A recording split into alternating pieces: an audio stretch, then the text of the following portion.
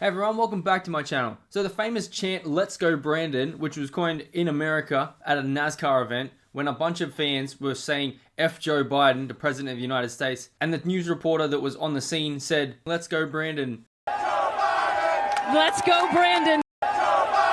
Let's go Brandon. That's where it comes from. That chant has now been heard in an Australian protest against the Victorian Labor government, who are now bringing in these new draconian pandemic powers. There's thousands of people now marching in Melbourne. They are singing "Let's Go Brandon" and "Sack Dan Andrews." So I'm going to show you what the actual laws are, an overview of the laws, what are coming in, and then we're going to have a look at protesters chanting "Let's Go Brandon" in the middle of Melbourne streets. So this is on the ABC over here in Australia, and it says, what powers does the bill give and who gets them? And this was just passed in the lower house. The major proposals include giving the Premier the power to declare a pandemic, allowing the pandemic status to be extended for up to 3 months at a time without a maximum time period, providing the health minister with the power to make pandemic orders, allowing prison sentences of up to 2 years for people who knowingly breach a health order and cause serious health risks to another individual. Who knows what definition that can fall under. A person who fails to comply with a health order and knows that could cause a health risk to others can be fined up to $90,500,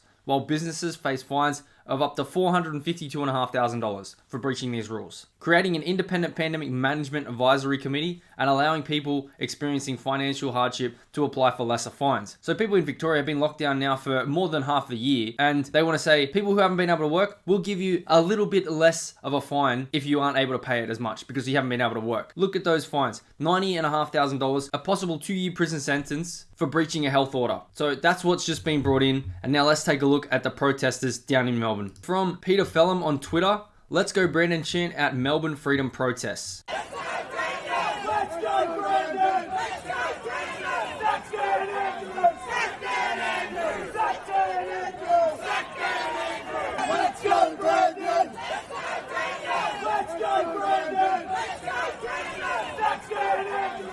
So you can hear them there saying, "Let's go Brandon, sack Dan Andrews." That "sack Dan Andrews" line has been used frequently through other protests throughout this time during the pandemic. His nickname is now Dictator Dan, and it's constantly trending on Twitter. So let's go Brandon, all the way over here in a protest in Melbourne, Australia. So let me know what you guys think in the comments below. Be sure to smash the like button, subscribe to the channel if you haven't already, share this one out, and I'll see you in the next one.